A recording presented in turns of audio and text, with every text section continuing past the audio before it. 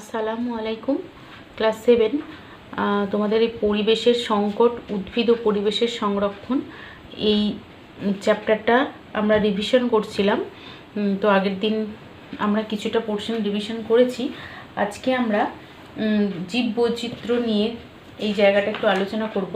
জীববৈচিত্র্যের সংখ্যা হ্রাস বলে যে অংশটা রয়েছে, তো সেখান থেকে আমরা কিছু জিনিস আলোচনা করব এবং কিছু প্রশ্ন নিয়ে আলোচনা করব। এখান থেকে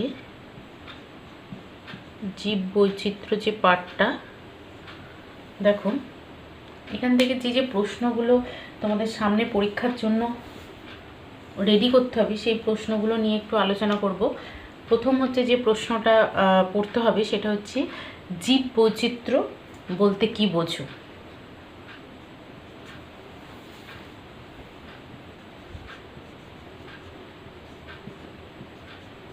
বা জীববৈচিত্র্য কাকে বলে, বা জীববৈচিত্র্যের সংজ্ঞা যাই আসুক না কেন অ্যান্সার কিন্তু একই হবে। তাহলে জীববৈচিত্র্য বলতে কি বুঝি না, আমাদের দেখো এই বিচিত্র দেশের মধ্যে বিচিত্র পৃথিবী, তাই না? কারণ এখানে বিভিন্ন ধরনের উদ্ভিদ প্রাণী বসবাস করছে। তো জীববৈচিত্র্যের সংজ্ঞা আকারে যদি বলি, তাহলে কোনো একটি নির্দিষ্ট অঞ্চলে সব ধরনের উদ্ভিদ প্রাণী আর জীবাণুর বৈচিত্র্য নিয়ে জীবনের বৈচিত্র্য, যাকে এক কথায় জীববৈচিত্র্য বলে। অর্থাৎ জীবদের মধ্যে যে বিভিন্নতা, যে বৈচিত্র্যতা, তাকেই বলা হচ্ছে জীববৈচিত্র্য। ঠিক আছে, নেক্সট যে কোয়েশ্চেনটা পড়তে হবে সেটা হচ্ছে জীববৈচিত্র্যের গুরুত্বপূর্ণ অঞ্চল কাকে বলে?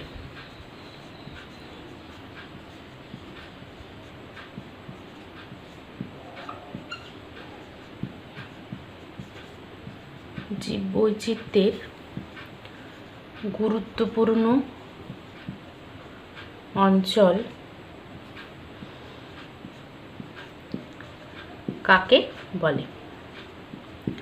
দেখো, জীববৈচিত্র্যের গুরুত্বপূর্ণ অঞ্চল বা এর আরেকটা নাম হচ্ছে বায়োডাইভার্সিটি হটস্পট। দুটো নামই মনে রাখবে। তো বায়োডাইভার্সিটি হটস্পট ব্যাপারটা কি না, পৃথিবীর এরকম বহু অঞ্চল আছে যেখানে অনেক বেশি সংখ্যক প্রজাতির জীব আছে। আবার সেই সব অঞ্চলে এমন সব প্রজাতির জীবও পাওয়া যায় যেটা অন্য আর কোথাও পাওয়া যায় না। সেই সমস্ত অঞ্চলকে বলা হয় জীববৈচিত্র্যের গুরুত্বপূর্ণ অঞ্চল বা বায়োডাইভার্সিটি হটস্পট। ঠিক আছে, তো বিজ্ঞানীরা এরকম অনেক হটস্পট খুঁজে পেয়েছেন। তার মধ্যে আমাদের ভারতবর্ষেও কিছু বায়োডাইভার্সিটি রয়েছে, 4টি বায়োডাইভার্সিটি অঞ্চল রয়েছে। তো এই নেক্সট যে কোয়েশ্চেনটা তাহলে পড়বে সেটা হচ্ছে ভারতের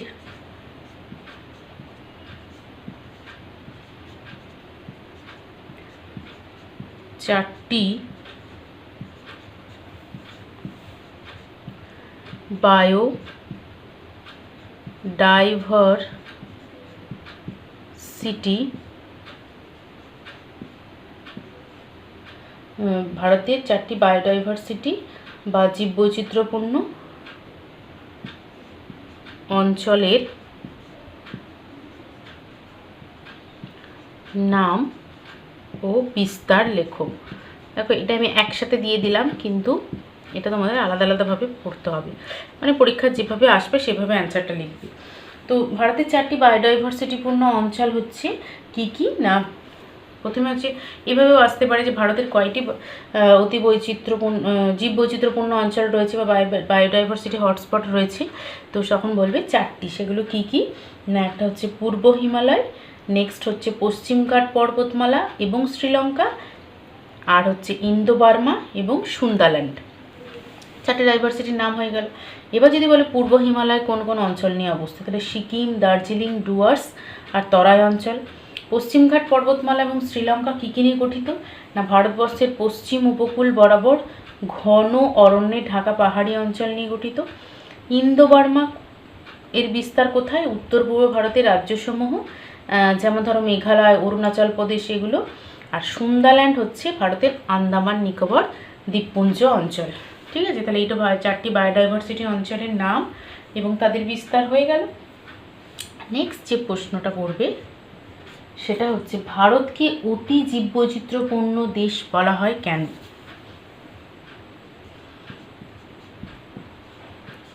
ভারতকে অতি জীববৈচিত্র্যপূর্ণ অঞ্চল বলা হয় কেন, বা জীববৈচিত্র্যপূর্ণ দেশ বলা হয় কেন?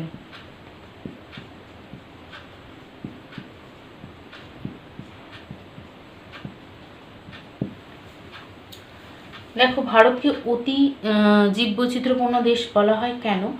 কারণ ভারতবর্ষে জীববৈচিত্র্য এত বেশি যে ভারতবর্ষের এত জীববৈচিত্র্যের আধিক্য থাকার জন্য ভারতবর্ষকে অতি জীববৈচিত্র্যের দেশ বা মেগা ডাইভার্সিটি নেশন, এর আরেকটা নাম হচ্ছে মেগা ডাইভার্সিটি নেশন, ঠিক আছে, বলা হয়। তো তাহলে ভারতকে অতি জীববৈচিত্র্যপূর্ণ দেশ বলে। ভারতের মধ্যে প্রচুর জীববৈচিত্র্য রয়েছে, যা অন্যান্য দেশের থেকে অনেক বেশি, এবং এত জীববৈচিত্র্যের আধিক্যের জন্য একে অতি জীববৈচিত্র্যপূর্ণ অঞ্চল বা মেগা ডাইভার্সিটি নেশন বলা হয়। তো এর সাথে সাথে যে প্রশ্নটা করতে হবে সেটা হচ্ছে ভারত ছাড়াও কয়েকটি মেগা ডাইভার্সিটি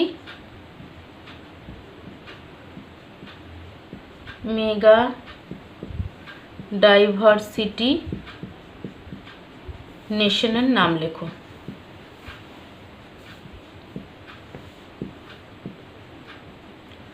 তাহলে ভারত ছাড়াও কয়েকটি মেগা ডাইভার্সিটি নেশন খুব ইম্পর্টেন্ট, যেমন হচ্ছে ব্রাজিল, ইন্দোনেশিয়া, মাদাগাস্কার, ইকুয়েডর, এগুলো হচ্ছে ভারত ছাড়াও আরও কয়েকটি মেগা ডাইভার্সিটি নেশন, ঠিক আছে। তো নেক্সট যে কোয়েশ্চেনটা পড়বে, ভারতবর্ষে কত প্রজাতির বন্য প্রাণী ও পোকামাকড়, কেঁচো ইত্যাদির খোঁজ পাওয়া গেছে?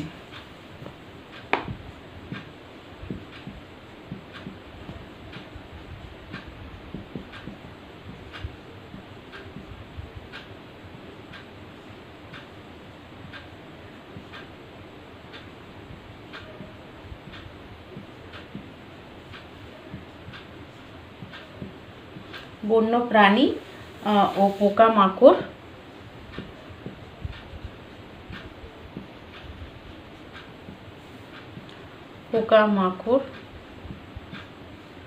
শামুক, কেঁচো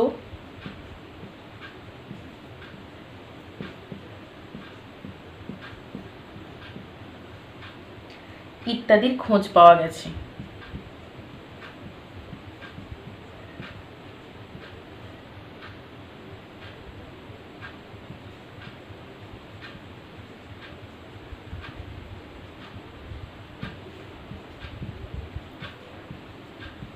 দেখো, আমি যে কোয়েশ্চেনগুলো দিলাম এগুলো ছাড়াও তোমরা বইতে আরও অনেক কোয়েশ্চেন রয়েছে যেগুলো শর্ট কোয়েশ্চেন হতে পারে, সেগুলো একটু ভালো করে পড়ে রাখবে।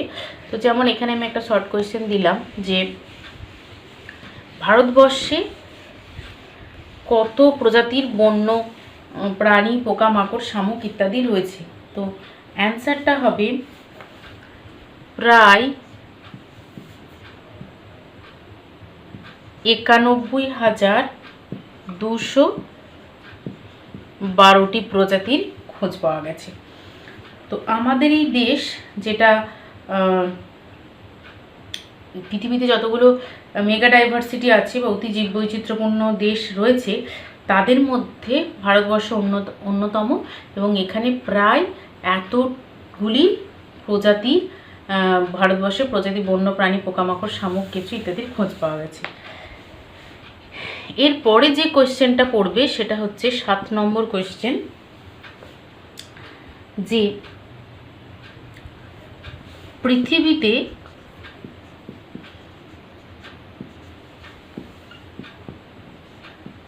মোট কয়টি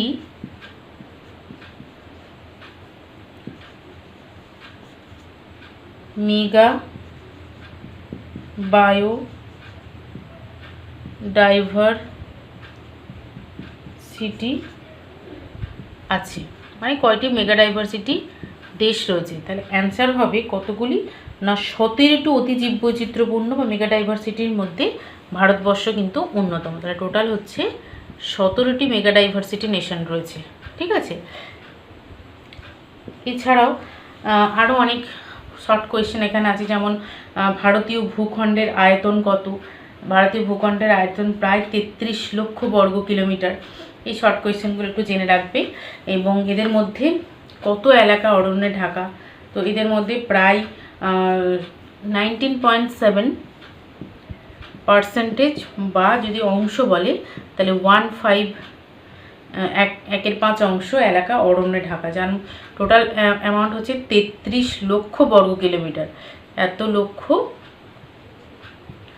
বর্গ কিমি হচ্ছে কি না ভারতীয় ভূখণ্ডের আয়তন। এদের মধ্যে এত পার্সেন্ট হচ্ছে অরণ্যে ঢাকা বা 1/5 অংশ এলাকা অরণ্যে ঢাকা। তো এই সারা বিশ্বে উদ্ভিদ জগতের 7% আর প্রাণী জগতের 6.5% বাসভূমি ভারতবর্ষ। তাহলে যদি বলা হয় সারা বিশ্বের মধ্যে ভারতবর্ষে উদ্ভিদ এবং প্রাণীর কত অংশ রয়েছে, তাই না? তাহলে সারা বিশ্বে উদ্ভিদ জগতের যদি প্রশ্ন বলা হয় তাহলে উদ্ভিদ জগতের কত অংশ না 7 অংশ, এবং প্রাণী জগতের 6.5% হচ্ছে বাসভূমি ভারতবর্ষ। তাহলে 7%টা কি না এটা হচ্ছে উদ্ভিদ আর 6.5 হচ্ছে প্রাণী। মানে গোটা পৃথিবীতে যত উদ্ভিদ প্রাণী আছে তার 7% ভারতবর্ষে রয়েছে উদ্ভিদ, আর 6.5% প্রাণী রয়েছে ভারতবর্ষে গোটা পৃথিবীর মধ্যে যদি আমরা পার্সেন্টেজ করি। ঠিক আছে, এছাড়াও যে প্রশ্নটা আসে এখান থেকে সেটা হচ্ছে একটা গুরুত্বপূর্ণ প্রশ্ন, সেটা হচ্ছে কি না জীব বৈচিত্র্যের গুরুত্ব আলোচনা করো। Very important question. জীব বৈচিত্র্যের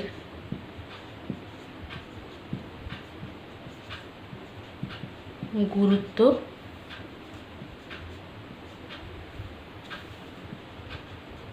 আলোচনা করো। দেখো এই কোয়েশ্চেনটা বিভিন্নভাবে আসতে পারে। আমি আগেও যে ভিডিও তোমাদেরকে দিয়েছি এই জীববৈচিত্র্য সম্পর্কিত, সেখানে বলেছি যে এখানে পার্টলি আসতে পারে জীববৈচিত্র্যের দুটি গুরুত্ব আসতে পারে, বিভিন্নভাবে কোয়েশ্চেনটা আসতে পারে। তো এবং কোনো একটা উল্লেখ করে দিয়ে যেমন বিনোদন ও ভ্রমণে জীববৈচিত্র্যের গুরুত্ব সেভাবেও আসতে পারে। তো তোমাদেরকে জীববৈচিত্র্যের পুরো গুরুত্বটা রেডি রাখতে হবে এবং যেরকম কোয়েশ্চেন আসবে সেই অনুযায়ী তোমাদেরকে অ্যান্সার লিখতে হবে। তো আমি ইন ডিটেলস জীববৈচিত্র্যের গুরুত্ব আর আলোচনা করব না, তবে কিছু কিছু অংশ আমি বলে দিচ্ছি। যেমন ধরো জীববৈচিত্র্যের গুরুত্ব যদি বলা হয় তাহলে জীববৈচিত্র্যের গুরুত্ব হিসেবে যে পয়েন্টগুলো রয়েছে সেই পয়েন্টগুলো যেমন আমাদের ছিল খাদ্যের উৎস, তাই না? কারণ আমাদের প্রকৃতিতে সমস্ত যত খাদ্য আমরা খাই সেটা কোথা থেকে পাই? জীববৈচিত্র্য থেকে। তাহলে জীববৈচিত্র্যের খাদ্য উৎপাদনের গুরুত্ব কতটা বেশি বুঝতে পারছো। এক হচ্ছে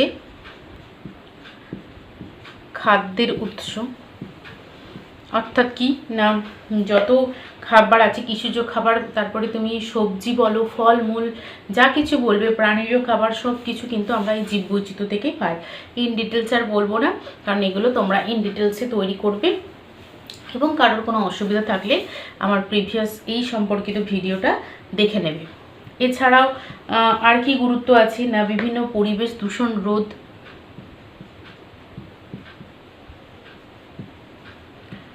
পরিবেশ দূষণ রোধ, যেমন ধরো বিভিন্ন ধরনের পরিবেশের জীববৈচিত্র্যের মধ্যে আমরা বললাম উদ্ভিদ প্রাণী ছাড়া অণুজীব রয়েছে। এরা বিভিন্ন বজ্র পদার্থকে ভেঙে ওইসব পদার্থ থেকে ক্ষতিকারক প্রভাব দূর করে আমাদের পরিবেশকে দূষণমুক্ত রাখে। ঠিক আছে, এছাড়াও জলবায়ুর স্থিতাবস্থা, মৃত্তিকা সংরক্ষণ, অনেক পয়েন্ট রয়েছে।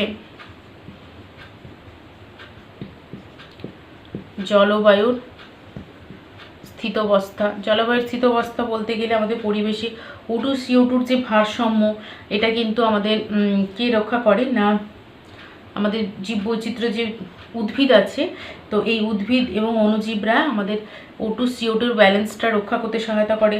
এছাড়া মূল দিয়ে যে জল শোষণ করে তার অতিরিক্ত অংশ বাষ্পাকারে ফিরিয়ে দেয়, ফলে বৃষ্টিপাত বজায় রাখতে সাহায্য করে। যে অঞ্চলে অরণ্য বেশি, বৃষ্টিপাত বেশি হয় আমরা জানি, তাই না? তার মানে জলবায়ুকে ঠিকঠাক রাখতে সাহায্য করে, মৃত্তিকা সংরক্ষণে সহায়তা করে। এরকম অনেক পয়েন্ট রয়েছে, যেমন ধরো ঘাস জাতীয় উদ্ভিদরা মাটির গঠন রক্ষা করে, মূলযুক্ত উদ্ভিদ মাটির জল ধারণ ক্ষমতা বৃদ্ধি করে। এছাড়াও ছত্রাক, ব্যাকটেরিয়া মাটিতে উপস্থিত উদ্ভিদের যে বৃদ্ধির সহায়ক বিভিন্ন উপাদান তাদের পরিমাণ ঠিক রাখতে সহায়তা করে। এরকম আরও অনেক পয়েন্ট রয়েছে, যেমন পরিবেশের বিভিন্ন মৌলের ভারসাম্য রক্ষা, তাই না? মৌলের ভারসাম্য,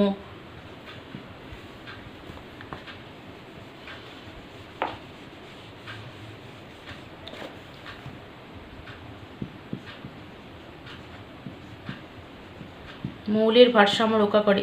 পরিবেশে আমাদের যে সমস্ত মৌলগুলো রয়েছে এগুলো কিন্তু অণুজীবরা মৃত, জীবিত, মৃত, পচা, গলিত জীবদেহকে আবার সেগুলো কি করে মাটিতে মিশিয়ে দেয়, এবং যার ফলে আমাদের জৈব ভূ রাসায়নিক চক্র বা আমাদের যে মৌলগুলো সেগুলো কিন্তু প্রকৃতিতে শেষ হয়ে যায় না, আবার এগুলো বজায় থাকে। এছাড়া ঔষধ হিসেবে ভেরি ইম্পর্ট্যান্ট, ঔষধ বিভিন্ন ধরনের ভেষজ ঔষধ থেকে আরম্ভ করে নর্মাল যে সমস্ত ঔষধ, সমস্ত কিছু আমরা এই জীববৈচিত্র্য থেকে পাই। যেমন উদাহরণ সিনকোনা, রেসাপিন, সিনকোনা থেকে কুইনাইন, সর্বগন্ধা থেকে রেসাপিন, পেনিসিলিয়াম নোটেটাম থেকে পেনিসিলিন, এই ধরনের অনেক ধরনের মেডিসিন আছে যেগুলো আমরা প্রকৃতি থেকে পাই। এছাড়াও সাপের বিষ থেকে বা বিভিন্ন কেমিক্যাল পরিবেশ থেকে নিয়েই আমাদের বর্তমান বিভিন্ন ধরনের মেডিসিন তৈরি করা হচ্ছে। এছাড়াও কাঠের উৎস, আমাদের যে যত দরকারি কাঠ, আসবাবপত্র থেকে আরম্ভ করে কাগজ তৈরিতে জ্বালানি রূপে সমস্ত রকমের পাটাতন তৈরি করা, জাহাজের পাটাতন, সমস্ত কিছু কাঠ কিন্তু আমরা পরিবেশ থেকে পাই, অর্থাৎ জীববৈচিত্র্য থেকে পাই।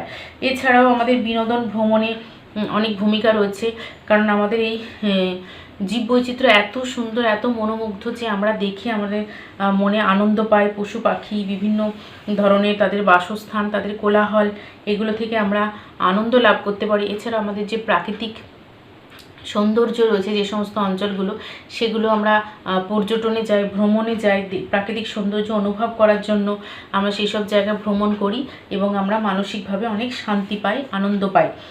এছাড়াও শিল্প সাহিত্যে প্রভাব রয়েছে। কোনো কোনো গাছ, পশু পাখি, অরণ্যে বসবাসকারী, এগুলো হচ্ছে আদিবাসীরা উপাস্য হিসেবে ব্যবহার করে, তাদেরকে পূজা অর্চনা করে। সাহিত্য রচনার মানে উপাদান হিসেবে বিভিন্ন কবি, সাহিত্যিক প্রকৃতি দেখেই অনেক কবিতা, অনেক নোবেল, নাটক এগুলো সব লিখেছেন। এছাড়াও কি আছে না, বিভিন্ন জীবেদের মধ্যে পারস্পরিক নির্ভরশীলতা, খাদ্য খাদক যে রিলেশন, অর্থাৎ খাদ্য শৃঙ্খলের মাধ্যমে কি দেখেছি না আমরা, উৎপাদক থেকে আরম্ভ করে সর্বোচ্চ শ্রেণীর খাদক পর্যন্ত সবাই একে অপরের সঙ্গে এই খাদ্য শৃঙ্খলের মাধ্যমে পরস্পরের নির্ভরশীল, অর্থাৎ কোনো একটা চেন ব্রেক হওয়া মানে, কোনো একটা জীববৈচিত্র্য হ্রাস হওয়া মানে পুরো খাদ্য শৃঙ্খলটা ব্রেক হয়ে যাওয়া। তো এগুলো সবই জীববৈচিত্র্যের অবদান হিসেবে আমরা ধরতে পারি। তাহলে তোমাদের এখান থেকে কিন্তু জীববৈচিত্র্যের প্রত্যেকটা গুরুত্ব আলাদা আলাদা পয়েন্ট ধরে পুরো রেডি করে রাখতে হবে। কোনো একটা পয়েন্ট উল্লেখ করে কোয়েশ্চেন আসতে পারে, আদারওয়াইজ যে কোনো দুটো বলতে পারে বা যে কোনো তিনটে বলতে পারে। তো এইভাবে তোমাদেরকে কোয়েশ্চেনটা রেডি রাখতে হবে। তাহলে আজকে আমাদের এইটুকুই থাক, নেক্সট দিন আমরা অন্য বিষয় নিয়ে আবার আলোচনা করব।